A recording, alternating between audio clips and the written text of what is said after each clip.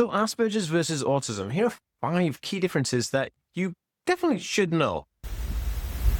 Hey guys, welcome back to the Aspie world. My name is Dan. I have autism, ADHD, OCD, and a dyslexia, and I make weekly videos all about this stuff. So if you're new around here and you want to learn more about those things, remember to hit the subscribe button by clicking that notification bell down below.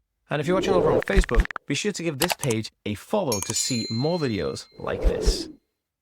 Okay guys, so a lot of people, they want to know what the difference between autism and Asperger syndrome is. Look, Asperger syndrome is autism and autism is Asperger syndrome in a way that they are both on the autism spectrum. It's part of the autism spectrum. And since 2013, the DSM-5, which is the manual for diagnosing people in the United States of America, it changed everything to just being autism spectrum disorder, and then it was levels 1, 2, and 3. That's it. But for the sakes of this, I'm going to talk about what the difference was and why that difference existed. But if you're autistic and you want to build confidence and lower anxiety, I have a free program called The Bulletproof Brain, which you can download right now from bulletproofbrain.org. All you need to do is go to the link down below, or somewhere on the screen I'll leave a URL for that. So, number 1, autism usually used to refer to the classic autism. And classic autism is like the highest support needs autistic individuals. And this would be people who would also have a comorbidity of maybe some global learning delay and some other kind of learning difficulties. Maybe they needed full-time supervision. Maybe they were in diapers. Because you got to think about it. When you're dealing with people and they say, hey, my kid's friend in school is autistic, but they can't talk, and they're in diapers and they're like 14. And then you see people like Elon Musk saying, hey, I'm autistic. You're like, oh, well, how does this make any sense? And it's because of this, they used to have these differences like classic autism, high functioning, low functioning, Asperger's, and now we just have level 1, 2, and 3. So it's the same kind of thing, but they've changed the naming or the nomenclature.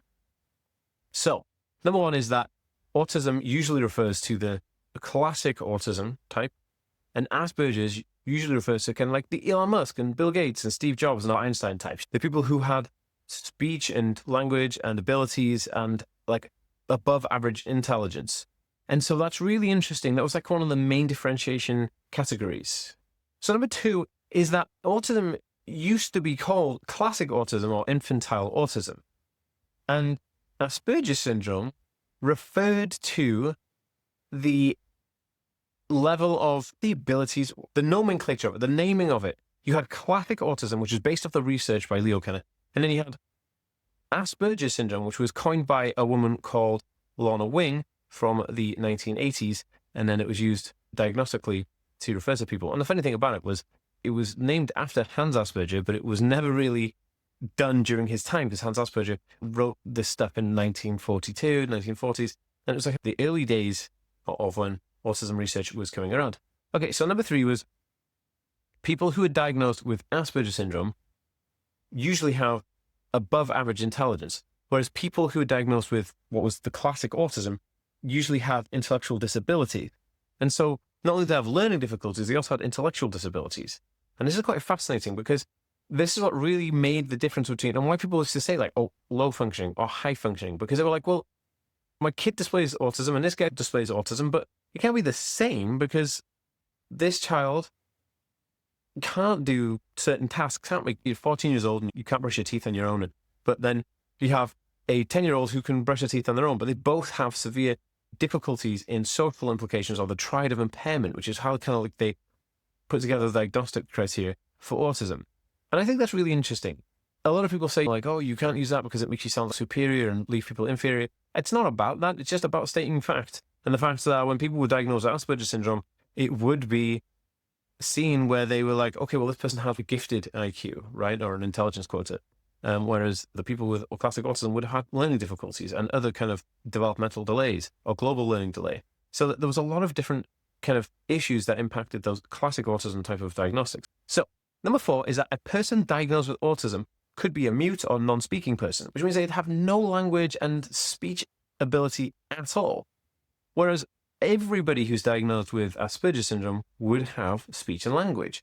And that's fascinating because autism being a communication disorder would impact the people who have the higher support needs, and it would impact their ability to speak.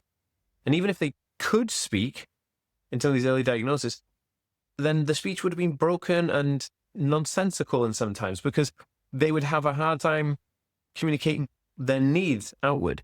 And that's really interesting, where people diagnosed with Asperger syndrome had great intellectual ability and cognitive speech patterns where it didn't really impair them in that way, even though they had extreme social and other type of issues along that way.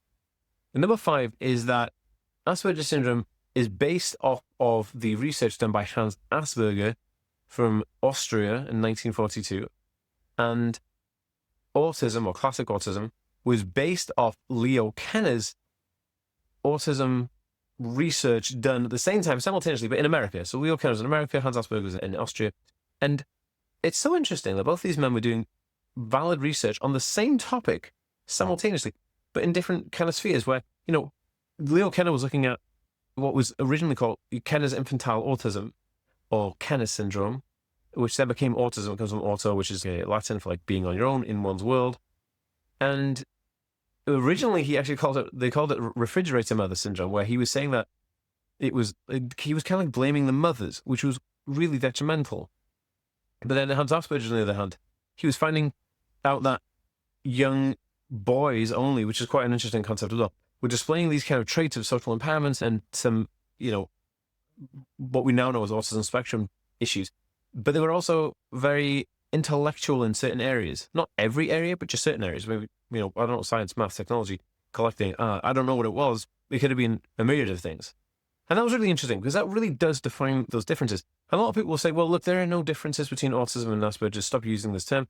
Look, I'm not here to police the words and usage of it, because I believe that Asperger syndrome is a valid term. If you want to identify and use that, go ahead, man, be free. And the reason it was changed is back in 2013, they changed how the DSM, which was the main manual for diagnosing kind of neurological and mental health conditions in America, they changed the way they named it because Asperger syndrome was being diagnosed, but people who were diagnosed with Asperger syndrome couldn't access healthcare in America because it wasn't autism. You know what I mean? They weren't diagnosed autistic, which means that they were outside of the sphere of actually getting help that was designed by the insurance companies, so that you'd only get help if you had autism on your diagnosis. So they had to change it, which is kind of annoying. And so then they changed the name Asperger syndrome. And then a paper came out in 2018 that speculated that Hans Asperger, being in Nazi-occupied Vienna, was part of this whole kind of Germany World War II thing, which is absolutely bogus. I did a 26-minute deep dive video on it, and I'll try and link it in this video. But you can also I'll try and link it in the video down below, but you can also go and just research it. Look at the paper yourself. I did a 26-minute deep dive into the analysis of the paper. He's not included with these people in any way. And Hans Asperger was not involved in eugenics. Even stated in the book by Steve Silberman, he tells about Hans Asperger and how Hans Asperger actually safeguarded the children, was even arrested by the Gestapo for kind of not handing over children to this horrible oligarchy in Germany and Vienna at the time. So when people do say that, oh, Hans Asperger was this, that, and the other, they're probably really misinformed and they haven't read the paper themselves. So I would definitely recommend checking it out. That being said, if there's anything you'd like to add to this, I read every single comment, so pop in a comment down below. And I'll see you in the next one, guys. Peace.